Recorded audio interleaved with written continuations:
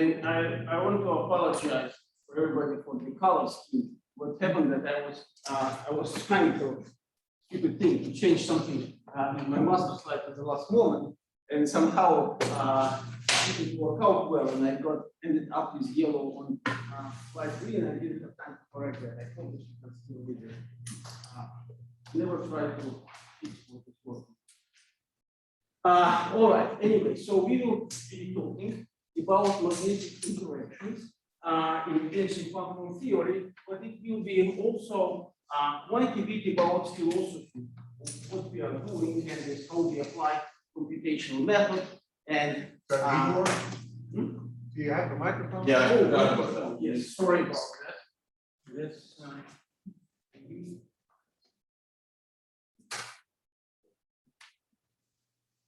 Right.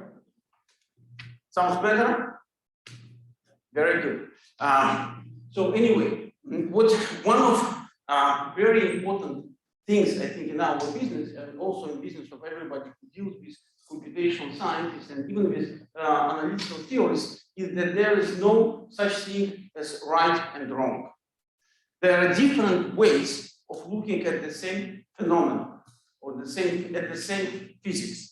And the best way is to combine different views, trying to gain more insight from that. This is, by the way, the quotation that I first got from a good friend of mine, who many of you know, Daniel Chomsky, who pointed out that this is this quotation from Kipling very well defined of how he and I work together. He was trained and worked all his life as analytical paper and pencil type physicist, working with models like Hubbard model and various relations thereof. And when we work with him, and we work quite a bit with him together, we are trying to look at this, at the same thing from his point of view, from my point of view. My point of view in this case being DFT, and trying to get the best of the two worlds. One of the take-home messages of my talk would be that many times we see people saying, well, that's a super exchange, double exchange, that's orbital Hubbard physics, unfortunately DFT of no help. And you will be surprised to see how many things are actually built in implicitly in DFT, and in many cases in a better way than in simple Hamiltonian models, although there's always useful to simplify things as much as possible, but not too much. Now, with that, before I continue, I want to also, because there are so many misconceptions about this terminology, density functional theory, so I want to walk you through a little list which I just added of what density functional theory is not. So density functional theory is often confused with various methods for solving one electroschrodinger equation. Remember this morning's expression about LAPW and pseudo potential. So that has nothing to do with DFT. These are very interesting, sophisticated technology of solving one electroschrodinger equation, and by modern level of sophistication, they normally give the same result. It's hardly very rare that they diverge, and that usually signifies some problem. Now, DFT is not a nearly free electron approximation, nor it is a non-interacting electron approximation. It is not a weak coupling theory, it's a strong coupling theory in a mean field approximation. So I would remember as one conversation with Steve Tiverson, where he was complaining that so many people don't understand that DFT is cannot be taken as weak coupling limit of their theories. By some definition, which I would not go into, it's the best static mean field theory possible. In a sense that there's a number of observables that in principle DFT, not necessarily particular approximation to DFT, is given exactly.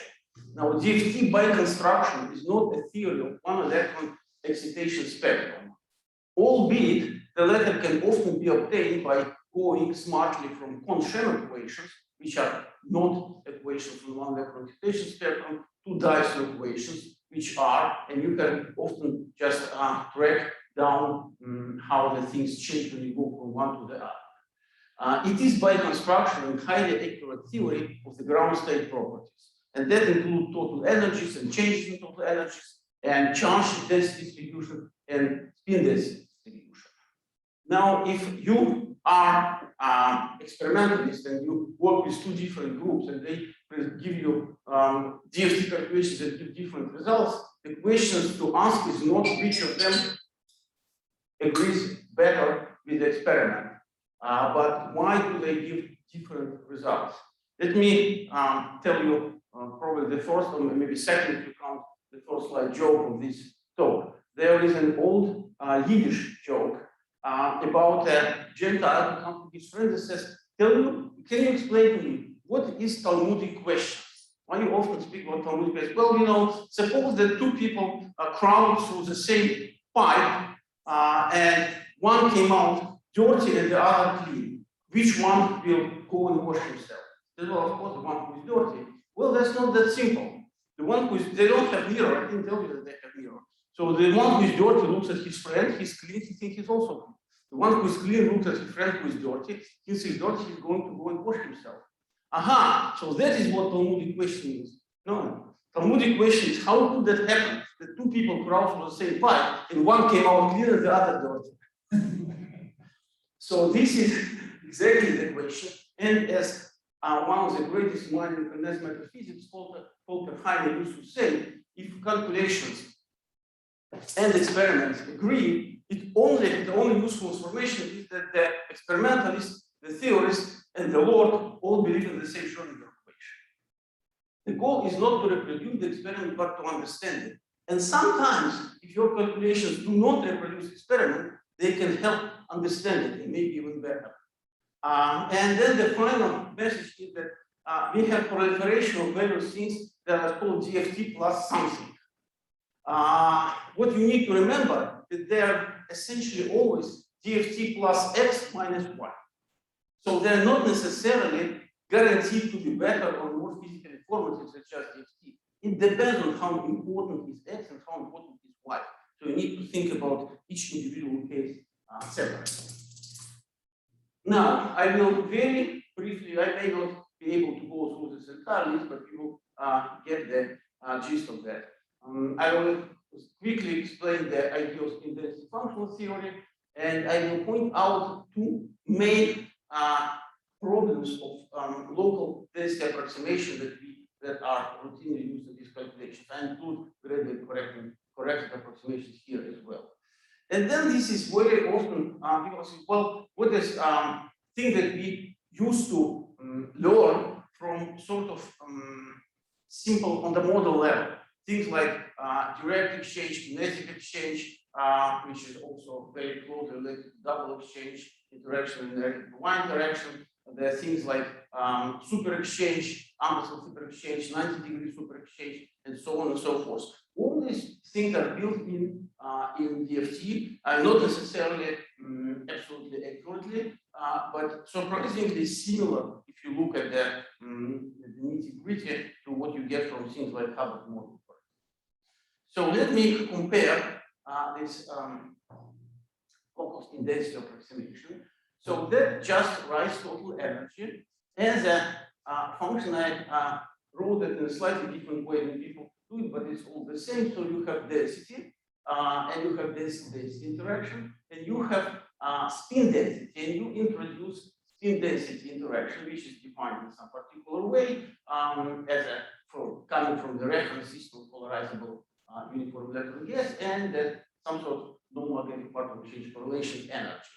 Now, in the Hubbard model, I mean, again, it's a bit simplified picture, sort of like symmetrized. There are people often use somewhat more sophisticated models, but the point is that this is that includes Coulomb energy, which is just simplified version of this Hartree expression, and Hundorff's coupling, which is a simplified version of this expression, and then this very important part, which is not, which is missing from the density functional theory in a way, because that includes orbital physics. So this is basically, it tells us that orbitals don't interact with themselves. Now, this part is a problem in DFT. However, these two parts are obviously described more accurately and sometimes considerably more accurately than in any model of that sort. So again, the question for some localized system, this avoiding the self-direction is important. For a tiered system, it may be not. And again, everything is system dependent. The main requirement that you understand the physics you want to describe, not other way around. Now, okay, so this is just some beautification of this. So the exact form, again, you may see in the literature a lot of things like LDA plus Q, and LDA plus DMFT, and so on. One problem here is that you always have to subtract things that had already been included on the new field theory level in DFT, and you are always trying to throw away as little as possible of our very accurate treatment of Coulomb energy, but not always possible. So there are basically the idea is that you keep the, I say LDA here, but in DFT. Then I add some additional part of the Hamiltonian, and then I'm trying to apply the same approximation used down here to this part and subtract it, because we want to keep this this mean field treatment, which is very good here. But then there are different ways of doing that, unfortunately. So this is one way is to substitute this. We have to apply local density approximation to this orbital dependent expression. So one is to substitute this product by the function of only one and sigma, and that leads to several schemes. To most common scheme is what is called AMF, and that sort of lost most of its popularity. The other is fully localized limit. They are actually very, very different. And people who just start doing DFT calculations often see that there are two options. Why don't try both and see which one agrees best with experiment? That's actually not a good idea.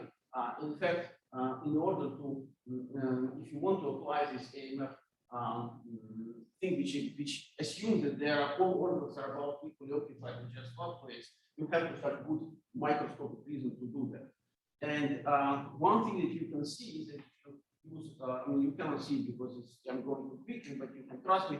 If you apply this fully localized limit, which is the most common now, then you get additional magnetic energy. So basically, this Stoner factor, which is a simple rendition of tendency to form local magnetization, is enhanced by this amount.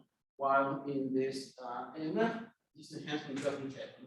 And in a really localized system, it's always the case that this is the Hubble interaction generates more magnetism, so that's why. And if it's not really localized, then it's not real white at all, although some people still do.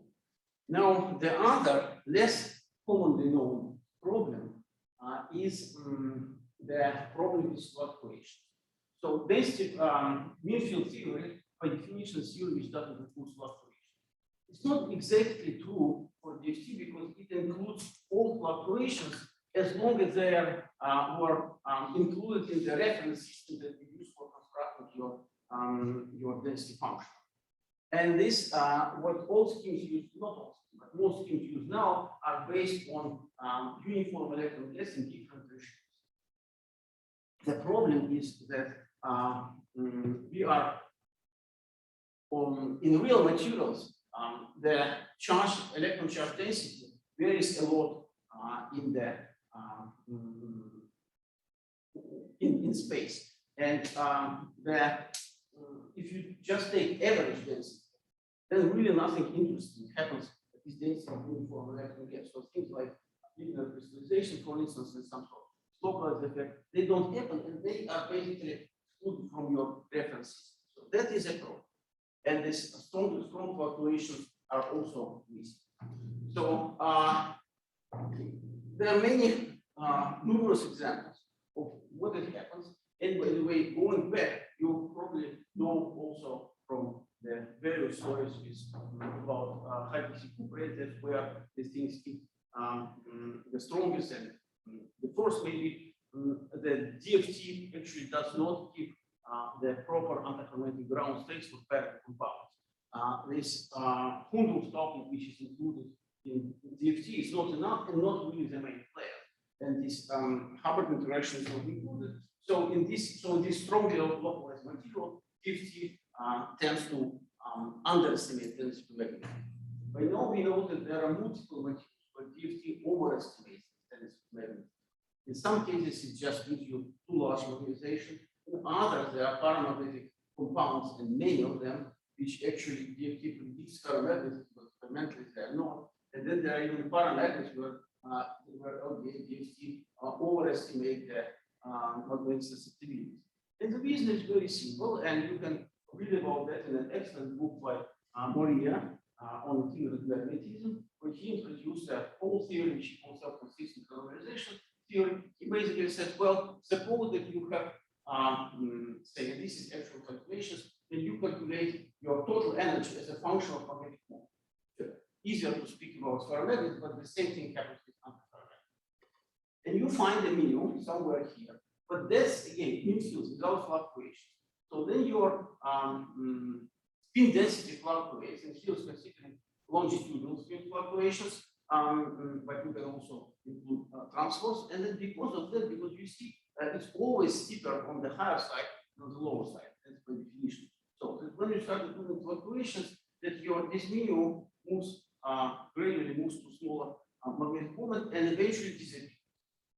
So if you add, and here derived formulas which relate the average amplitude of Gaussian spin fluctuations with this correction to your total energy diagram, and you do, for instance, iron and aluminum, and this is and basically if you assume that your magnetic fluctuations are that large, which is actually very, very realistic given that your DFT calculation is 0.6, then it basically makes it consistent with experiment. Similar thing is zirconium zinc 2 and with many, many other compounds. So let me now, if I want to cover a lot of materials, probably won't be able, but let me also give you examples of how various magnetic interactions actually appear in DFT calculations. So let's say we are talking about direct exchange. That means that we have two states, right? I'm assuming that there's just one single orbital which is occupied by single state. Now, if you include hybridization, then of course they have the same spin, they can hybridize, and then they will have antibonding and bonding states. But if your chemical potential is somewhere in between, if you have insulating compound, then the total energy in the Gauss order is not changing. You just one goes up, one goes down. The one electron energy is possibly gained is zero. Now, if you assume that you have instead antiferromagnetic arrangement, namely this one is up, this one is down, then this guy can only interact with unoccupied state here. Remember, we are working on the level of one electron Newtonian at the end of the day. So this goes down, and this works with this, and that goes down, and you get the energy gain, which is T squared over U, where U is just the energy difference in this, what you calculate to be your spin down and spin up. In pure unmolested DFT, it's just magnetic moment times Stoner factor. If you start adding Hubbard Q, then it can get larger, and that's, by the way, tells you right away that strong correlations, in fact, reduce antiferromagnetic exchange compared to what DFT would not enhance, and that's what regularly happens. So this is, if you, for those of you who are familiar with Hubbard molecular field. This is exactly what Hubbard model predicts by essentially diagonalizing this 2 by 2 Hamiltonian.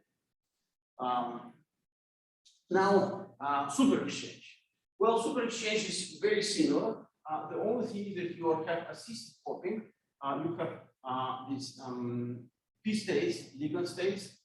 Then you have, instead of 2 by 2, now we have 3 by 3 Hamiltonian. And then you have effective hopping when you integrate out this occupied state. In fact, in some interesting cases, they are unoccupied state, which generate super exchange. But if they are sufficiently far away, you can integrate them out, and then you get this essentially similar thing. Instead, but instead of effective hopping, which is t squared over delta, should be substituted for t in this expression. And oh yeah, that's a visual illustration of how it happens. But let's maybe skip that. So that's effective also there. And interestingly, you know that in real life, this difference, this energy difference is substantial, but not really infinite. So just so if you're integrating out these states, and they also have their own bandwidth and so on, it gives you qualitatively correct picture, semi-quantitative, but it's not really exact. While DFT takes into account all these physics on the essentially exact level.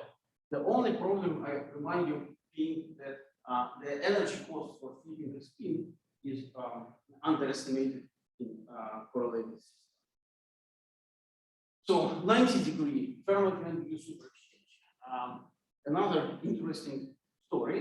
And that here you can see that if I try to make hybridization path between d orbitals and p orbitals, then I can only hybridize this orbital with, if I only include PD sigma, which is a large hopping, then I can do this, but I cannot do, that cannot hybridize with the same orbital. Here, in fact, you can hybridize with another orbital, but that's a different story. That also exists in physics. Now, if I try to go on and do the same thing with the other orbital, it hybridizes with a different p orbital. So, on that level, there is no hopping allowed, assisted hopping from this d orbital to this d orbital. So there is no super exchange, but there is something else. In fact, if you basically what happens is that if you include this stabilization and this stabilization together, you gain some small magnetization on oxygen, and because of that, if you make them ferromagnetic, that was one ferromagnetic, then you gain additional Hundel-Stauffling energy on oxygen. And by the way, many people don't realize that Hundel-Stauffling on oxygen is actually huge. It's much larger than on manganese or on iron, nearly twice larger. Just that it's just cannot carry large magnetic moment, but it carries small magnetic moment, and then you can get that you have this ferromagnetic energy gain, which is of that order of magnitude is proportional to Stauffling on oxygen on ligand. Now, if you compare these two compounds, you see that the ferromagnetic interaction is much smaller than antiferromagnetic, basically by this factor. And delta is, remember, the charge transfer energy usually assumed to be large. So that means that if you have small deviation from 90 degrees, and you can estimate usually just a few degree deviation, then antiferromagnetic exchange start kicking in. These two orbitals are not orthogonal anymore that you saw, and this ferromagnetic mechanism only works for very close to 90 degree exchange. There is an error here, because you know that we mentioned it before, that Hundel-Stauffling in DFT includes self-interaction and physically. So that means that this, that while in more correct orbital sensitive theory, this interaction is only occurs if you have 90-degree or final degree. If you have your oxygen placed in between and there's the same orbital hybrid here and here, there shouldn't be this interaction. But in DFT it still is. But because when both interactions are allowed, this ferromagnetic 90-degree exchange is anyway much smaller than antiferromagnetic. It's a minor error, only leads to slight overestimation of the crystal angle. And again, you can get a lot of information from that. Very interesting mechanism, which many people don't suspect is actually included in DFT, but it is multi-orbital superexchange. What happens here is shown in this cartoon again. So I start with the same thing. By now, instead of coupling this orbital, which is T to G orbital, with another T to G orbital, are coupled with an EG orbital. So if I have, for instance, that's a mechanism of strong ferromagnetic interaction, for instance, in chromium triiodide, very famous compound, and many other. So in this case, I have 3 T to G orbitals occupied. I have this crystal field splitting, which is usually pretty large, measured by electron volts. And then I can do, if I make them ferromagnetic, then I allow hopping between this state and this state.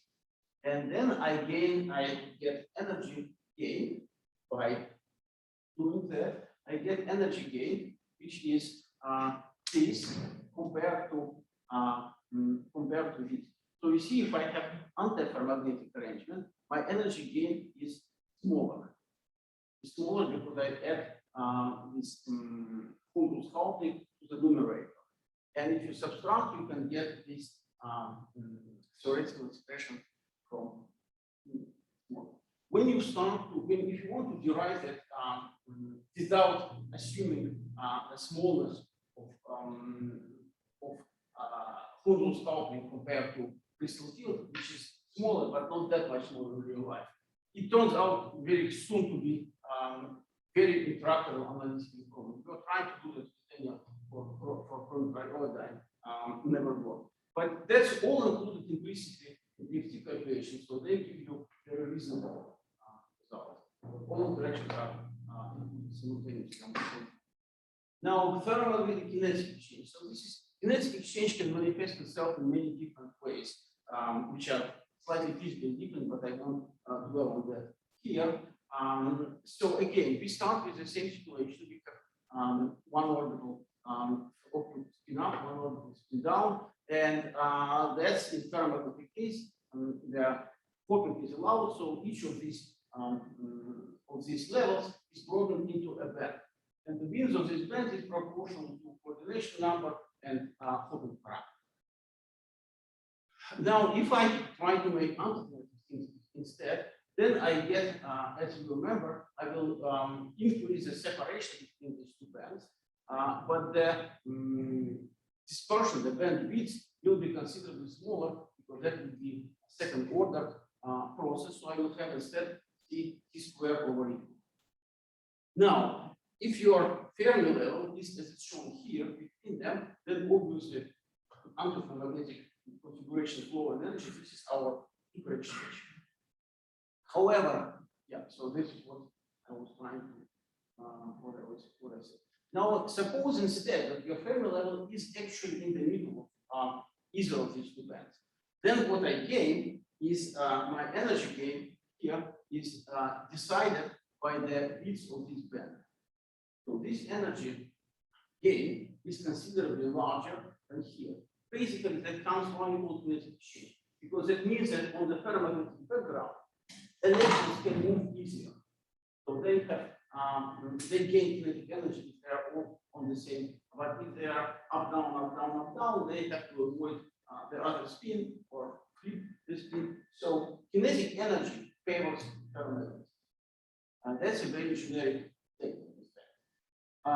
There are many different incarnations of the same physics, and it's often much more information can be extracted from calculation that people usually do. How much time do I have? About 20 minutes. Or 20 minutes. Okay, so I'm going to good speed. All right.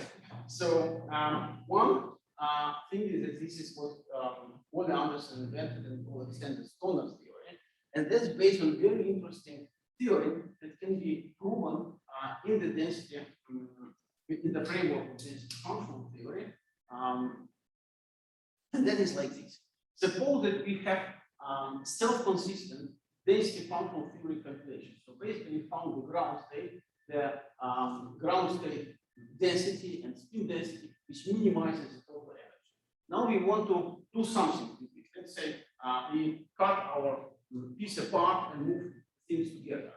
Then, of course, if you do new self-consistent calculations, then the wave functions will change because I don't have a node here. Many things change. If you do two self-consistent calculations, we can subtract one energy from the other. We will know the energy cost for this operation. What Anderson proved that to the second lowest order in charge density variation, this is exactly the same as just cutting these two things mechanically without actually changing the charge density, and then recalculating total energy without self-consistency, and looking not at the total energy, but just to sum of one electron values.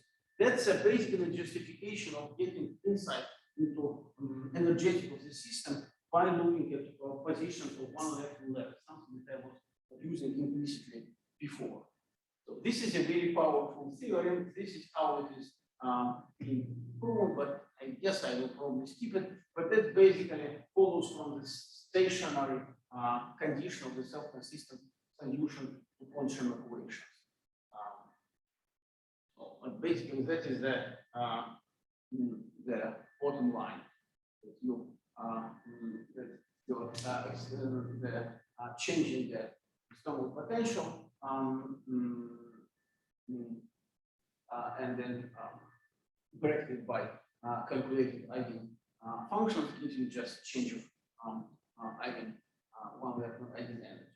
Some interesting applications. For instance, suppose that you have something that, in fact, Pauli did when he was deriving this famous formula for interacting electron gas. Suppose that you have non-spin polarized electrons, and they. So now you want to change magnetic moment. So what do? You take some electrons from one spin subband and move it to another. Now you get how much energy would it cost you in kinetic energy? Well, you get this is the essentially the exchange splitting, the difference between these two terminal levels. So you lose energy, which is given by m squared or 4 times density of states per spin, and you also gain energy. This is standard Hundrew's-Kaufman energy, which is I m squared over 4, where m is magnetization. By comparing these two energy, you derive the Stoner criteria.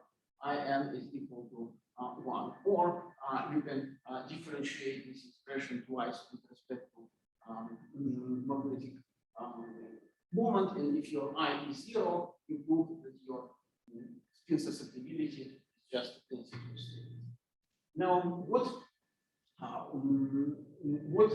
Anderson and don't confuse Anderson and Anderson. Anderson found he introduced a new function which is like average density of states. This is basically magnetic moment divided by the difference of the chemical potentials that needs to generate this magnetic moment. And then you can prove the thing that the total energy will be given by this expression by construction, and then by differentiating that you can you find out that you can, if you plot this effective density here as a function of magnetization, and that's related to the density of states in a very simple way that we see here. This is particular material. You're sitting on top of the peak, so that's why it's large. But when you start averaging for a bigger and bigger scale, you get it lower, then you get it up again. Now, if you draw a line, which is just 1 over I, 1 over the Stoner parameter, and look at the crossing. Each crossing gives you a stable magnetic solution. If you have more than one, then you have to, and it should be also negative slope. Then one of them will be minus stable. In particular, for this interesting material, you can calculate Stoner parameter, including Fuchs coefficient of oxygen, or not including Fuchs coefficient of oxygen. And they give two completely different solutions. If you include Stoner coefficient of oxygen, that makes 1/I somewhat smaller. And because of that, and because of this particular finite density states, your equilibrium organization jumps from 0.5 to about 2.7, which is consistent with experiment.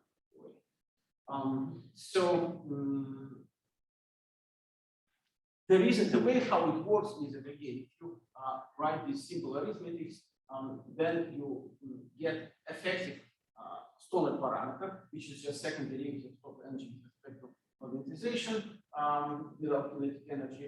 And you can easily show that this is the average between these three, individual components is their partial density of state square. So Hundel's Kaufman ruthenium is about 0.7 electron volts, very significant from compound to compound, can be a bit smaller, and oxygen is 1.6. So that means that total that if you only include magnetization of ruthenium, then it will be scaled like this and it's given to 0.35. If you include oxygen, it gives you 0.41. And that explains essentially the entire phase diagram of stonium fraction ruthenium-O3, very important and famous chemical in magnetic oxides. So right, so this is another way to look at that. This is a multi-atom analog of the classic Heisenberg ferromagnetic exchange. You remember we discussed that just directly overlapping orbitals of two magnetic atoms, contrary to what you might have already remembered from your solid state physics class, it actually gives you anti-ferromagnetic, not ferromagnetic interaction. But obviously, Heisenberg knew what he was doing when he introduced this idea of ferromagnetic exchange. And the reason, they're just two different physical effects. And what happens is that if you forget about this one electron energy entirely, which leads to this antiferromagnetic exchange interaction, what you are getting, you just get two wave functions which overlap, right? Now, if you have ferromagnetic arrangement, then they basically add together in the speed density, and then you calculate your Stoner energy by integrating this phi1 cross phi2 square. If they are antiferromagnetic, then of course they cancel out right in the middle. They have to subtract one, and you get Stoner energy, which is this. And it's quite obvious that when you subtract one from the other, you get energy preference for ferromagnetic configuration, which is defined by Hundel's coupling and the overlap of the wave function. Now you can compare that for real materials, and this is definitely real effect. And it turns out that it is very small. You have D-wave, typical D-wave parameters. You can calculate the Hoping integrals from just taking kinetic energy instead of full Hamiltonian, and you get something like localization radius for the electrons, which is usually quite small compared to the interatomic distance. And at the end of the day, you get this very simple estimate, it's about 10 to minus. However, if you have very similar physics, of course, if you place another atom here in between, then this atom can be polarized with its own way, and that's this magnetic superposition. This is part of the issue with this 90-degree ferromagnetic exchange, but it also can in simple materials where you have straight bonds. So you can still see papers which claim that they found ferromagnetic interaction through direct ferromagnetic exchange. This is another interesting fallacy. One of the most powerful tools in modern band theory is linearization. When you convert, and that's exact procedure, your block function into your linear function, which is just another way to satisfy the block theory. But when you do that, everything depends on how many linear functions you describe. And usually people try to include linear functions on quote unquote interesting ions. In this case, like magnetic ions. If you can see, this is from a real paper, I forgot from which one, but you can see that this linear function is not really just this magnetic ion wave function. It also includes weight on ligands. Then if you try to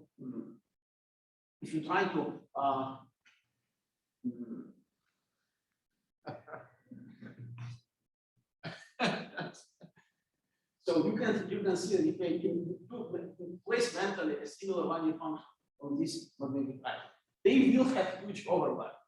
But it's not.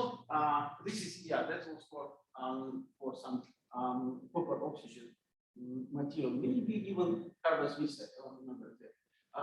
But you can see that there is overlap, but it's overlap with linear functions, not of real copper orbitals. So basically, what does overlap are oxygen p orbitals, and then we are back to this ferromagnetic super exchange. So now, yet another manifestation of the same kinetic physics that electrons, if electrons have to move around like they do in inert metal, they prefer to do it on a ferromagnetic background. So let's see. This is I have a hole in a sea of electrons, and this hole moves right here, here. So it can do it quite easily. So that generates, as we discussed, that generates a band. But now suppose that you have an antiferromagnetic arrangement, and in my case, I put 5 orbitals. Consider things like manganese oxide. So what happens is that this electron, it wants to move to the next side. It cannot really go into this little circle. It has to go to much higher energy because it would have a wrong spin. That energy can cost as much as 5 times Coulomb coupling or Q or so on. In this case, no, not Q, but I would just call it U for brevity. It's basically the energy separation between spin down band and spin up band. So that means that you have, in that case, your if you can see your bandwidth is much smaller, and then you add energy gain. Now, classical double exchange, classical implies that there are 2 different ions. So it's one ion which sets magnetic order, and then there are electrons, which just pop around. In fact, that's no different at all from what I've drawn here,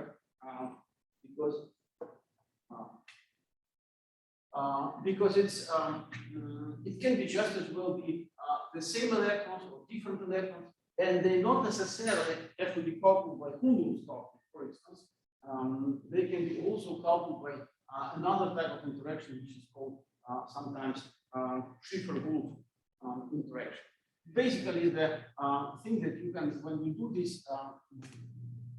and again, if you have a large number of electrons, then you can rewrite it in terms of itinerant electron spin susceptibility, which gives you in real space gives you this FQM interaction, and like here.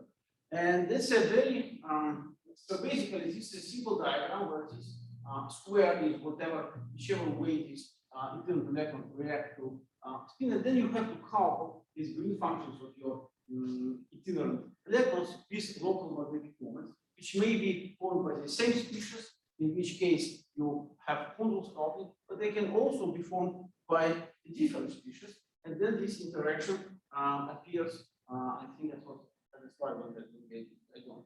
But basically, that appears in the second order perturbation theory, because when you're essentially, if you have a spin polarized state, and then you have infinite electrons passing by, even if they don't have Coulomb stopping, they have hybridization, and because spin up and spin down electrons do experience different hybridization, then at the end of the day, they will have the very same vortex, but with opposite sign. Although the sign is this thing doesn't matter because it's anyway square. So, so for large occupancy, for large Fermi surface, it's a complicated sign changing function. For small k, a few free pairs, it's just simple ferromagnetic function, as you can see here easily. But the generic physics is very similar. Now,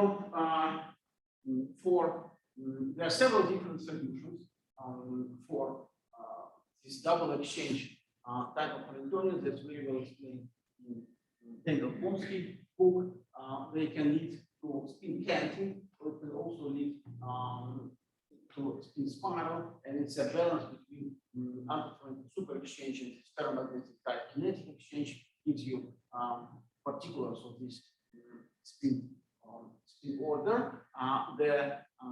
What I want to emphasize in the context of this talk is that this is actually again something that was first appeared in the first discussed in the context of model Hamiltonians, but it's actually completely included in basic functional calculations as long as your code allows for non-collinear or spiral calculations. And by the way, there are codes now, not all of them, which makes use of generalized block theory concept, which allows to apply block theory to incommensurate spiral as long as there is no spin order problem. It's a very powerful computational tool. Fast can do that, for instance, L and a few other codes. Now, there are some misconceptions which I just briefly discussed right now. So, for instance, this is an interesting material, which is isostructure of this iron-based superconductor, but instead of iron, we have manganese. It's a diode manganese, so it has strong local magnetic moment of the spin 5/2, and then you start replacing barium with titanium with potassium, and you introduce ethylene carriers, not in manganese band, but in this in arsenic band. What happens? And it was found experimentally that manganese moments order ferromagnetic. Is actually very high TC, and there is an interesting particular dependence on the concentration of they put manganese they put mix of zinc and manganese here, mix of barium and potassium here. So this gives you isolated local magnetic moments, and this gives you the carrier concentration. So this is the X and Y, and this is this interesting thing, which can be actually completely explained from this physics. So what happens is that you have again you can trace it down by doing basic functional calculations, and then what you have just to do calculations and find the result. Experiment completely useless. But what you want to actually look at what happens with electrons, why happens what happens. So what happens is the following. So this is we see that this chain line represents symbolically the discourse of itinerant band. This line corresponds to manganese level. Now we see that they hybridize, and then the hybridized bands form, and this bands is a little bit higher in this spin up channel than the spin down channel, because spin down band for manganese is way up. So you get this balance. Because of that, you have total energy difference, and that can be very easily cast into the form of effective Coulomb stopping, which is negative as opposed to regular Coulomb stopping, but as I mentioned before, the sign doesn't matter. So you see what I forgot that I had all these visualizations here, but that of everything. And but so this is basically our end product. We see that we gain spin polarization of arsenic electrons, which is opposite. You have more electrons in spin down channel than in spin up. So it's opposite to polarization of manganese, but you get effective coupling, you square it, you get the same, essentially the same double exchange Hamiltonian, and you can easily derive an analytical formula for that. That's how we do that. Now, so you have local moments, you have something which called double exchange. You have itinerant moments, you have something which called kinetic exchange. You have small Fermi sorts, you have Fermi interaction, which can be also called double exchange. You have large Fermi sorts, you have FQM interaction. All of these things are manifestation of kinetic energy. So kinetic energy tries to drive, generally speaking, wants to make spins parallel, although this is FQM interaction might be strong. So basically, it's just the same rules by some other name. Everybody has taken enough Shakespeare in school to know this expression. And we, yeah, I would say that it's probably more common than the standard. So now, if you, how much time do we have now? We should finish 3. Okay, all right. Then I will skip that, but just make this as a take-home message that magnetic interactions LBA are nearly universally overestimated. Even in those cases where local moments themselves are underestimated, the interaction between them is essentially always overestimated. So when your theory collaborators come to me and say, well, I did best structure calculations and I get these exchange parameters, unless they were adding additional enhancement of spin-free cost by adding LBA plus U, you are nearly surely overestimating the magnetic interaction. Then there is this another thing that while this energy cost is usually overestimated, particularly for localized systems, usually larger than Kundal's coupling. Also, the one electron folding is somewhat overestimated, and that comes from this from some other problem, specifically in LTA interaction correction. One corollary from this thing, again, I mean, good people who do model calculations also know that, like for instance, but many people don't. But it's actually easier to understand it from DFT point of view that the strongest magnetic magnets appear not for very localized systems, and obviously not for very itinerant systems where kinetic energies trumping everything. But for intermediate transitions, this is from a paper by from Antoine Georges group, where they did various calculations, in fact, including MFT, but that's not important in this case. And you can see that as you increase your, this is basically coupling, as you increase your coupling, then the calculated Nel temperature, basically the magnetic coupling gets weaker, and then it has a maximum where this strong correlation and itineracy are more or less of the same order, and then it rapidly goes down again.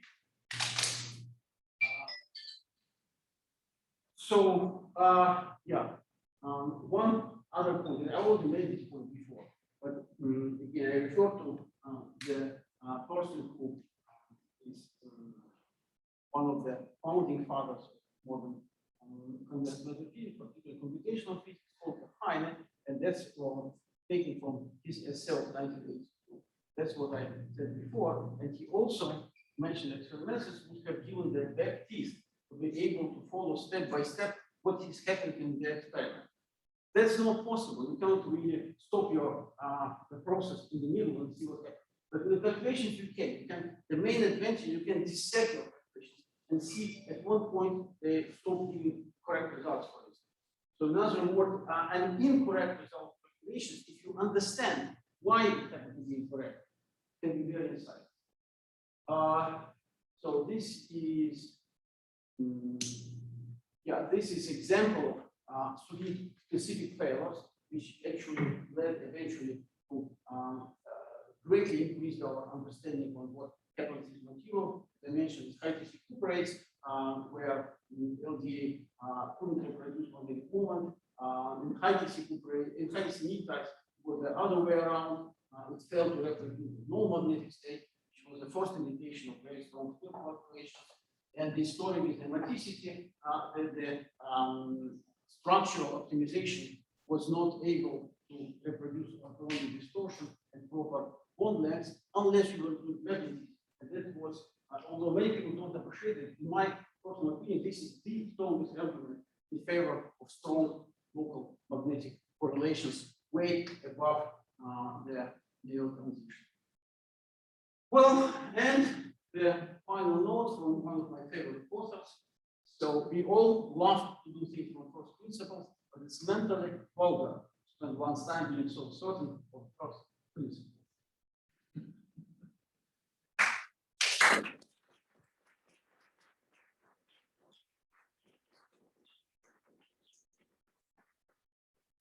Okay, questions?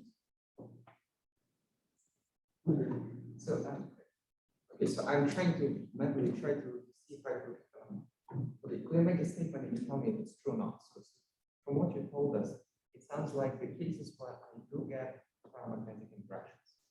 One example is if you have localized, well, one example is when you have on-site things happen. The other, when you have 90 volts by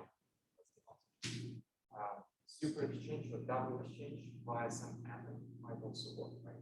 But in all of these examples, you pointed out that antiferro often is greater in strength, and you have to either be careful to exclude it, or the angle has to be exactly 90 degrees and not 96.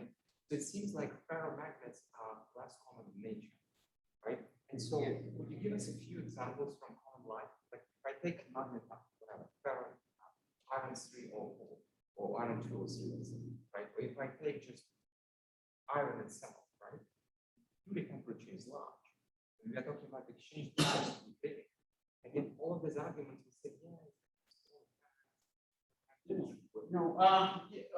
Well, yes, that's exactly right statement, and basically that's why the insulating magnets are very rare.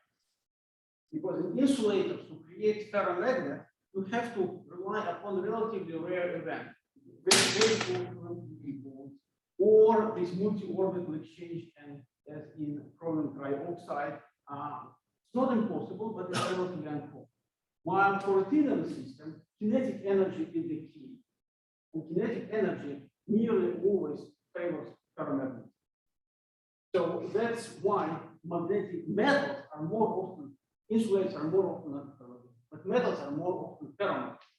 Again, not necessarily having source effect and so on, but that becomes very cool. Now, why it's so large for iron? Because iron is also in this very sweet spot. It has mild correlation, but it's still the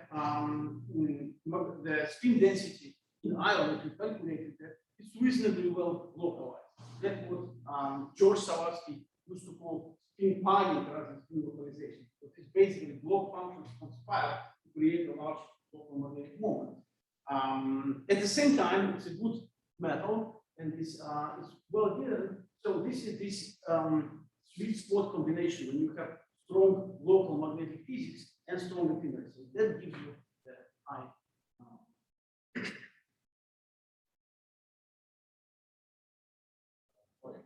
I have a question about your second slide where you said don't try to fit data with DFT, right? That doesn't keep people from doing it, right? Like if you read any ArtFest paper these days. Well, no. I'm not saying don't do that. I say don't do that without thinking. Okay, and so my question then is, how unique are these solutions? Or in other words, can I start my DFT calculations and with 10 different parameters and get the same band structure, and they're 10 completely different microscopic models, but would all fit my data. Well, again, one thing is that particularly if you are dealing with honest, good people, it's actually very little knows to tune your calculations. That's what you get in, that's what you get out. So if you do that and you calculate the bands, which is on-chain bands, so more of a typical thing to do in what people do in ARPES and sometimes in Hasmonalsen is to just squeeze them down. So basically introduce additional mass normalization. And that's not a silly thing to do because we know that there are many ways in which bands can get renormalized. And that actually gives us an information about how the fluctuations in the system can be spin fluctuations, according fluctuations, how they address the one electron wave functions to generate this. And in many cases, it's a considerable normalization, like I've shown you to RU04, which is a very good method, but it's also has a lot of spin fluctuation there. We now know that for a fact that there are rampant fluctuation there, and they actually renormalize the structure, which eventually gets in very good agreement with the experiment, but you have to renormalize it by a factor of 3 to 5. And that tells you about what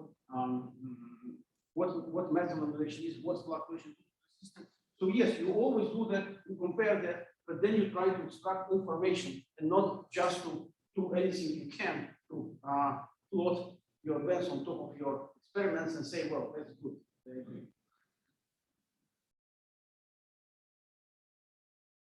Yeah, maybe a quick one. So, Igor, what is your opinion? This can be a strong opinion. What is your opinion about using Harvard U, which is put by hand, right? And the question is really double count. Should one worry? Let's not even go into it. Let's say you do LP test, right? And people would often like, what is your prescription? Would you say, well, you try some values and you see what works? You try to compute it with constraint LPA, but then you worry that you double count it. Like, what? This is a $1 million question, and I would say that if you are lucky that you know that you are in well localized regime, like whatever the Harvard Smith side that was mentioned here, right? You have well defined, very well localized copper 2+ ion. No question that adding Q is a reasonable thing to do. You don't mess up. You think you do this. You use this fully localized double counting scheme, which is known to be exact with the limit of isolated ion, and you'll get very reasonable results. How large is U? There are several different ways. I'm mildly skeptical about this constraint calculation. I think they give you a hint, but there's other ways people do. They modify this U in order to get correct magnetic coupling states. For instance, to get correct high temperature behavior, really wide behavior. In this sense, it's good because we know that this Q is not really changing electronic structure, it's basically just changing energy. So also, now you come to materials which are intermediate, and then it's a big question. For instance, you have pnictides where we know that our main problem is that we are in the midfield. There are lots of fluctuations there. Moreover, there are good reasons to believe these fluctuations are not local, and unfortunately, Gabi is not here to kill me for that. But I would say that DMFT, standard DMFT, which puts all fluctuations on one side, definitely is not ideal way to do that. In many cases, it's better to have incorrect fluctuations than no fluctuations at all. But it's still not the same thing. And we also know that at least LDA plus U in pnictides definitely doesn't give better electron structure and so on and so forth. So in every case, you are trying to understand what's going on. There are cases in pnictides where it's also known that the DMFT, LDA plus LDA, none of them gives you correct terminology. And more or less consensus is that this is actually due to non-local in the reciprocal space interaction. So basically your self-energy, which is which is not local in either real space or reciprocal space. So they were this paper by Clara and Pato, for instance, and that's probably in the right direction, but it's extremely difficult to do correctly. So it's to a large extent it's an art and measure of your vision. It also very much depends on what you actually want to get.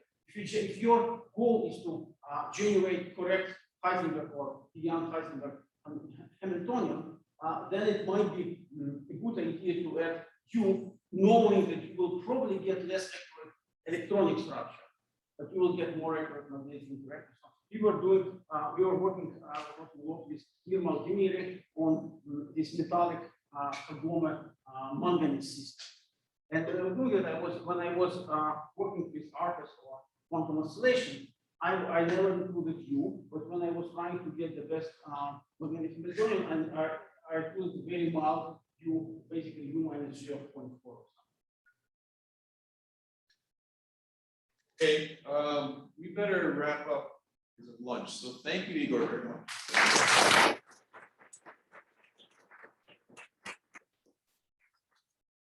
Okay, so we got 40 minutes for lunch.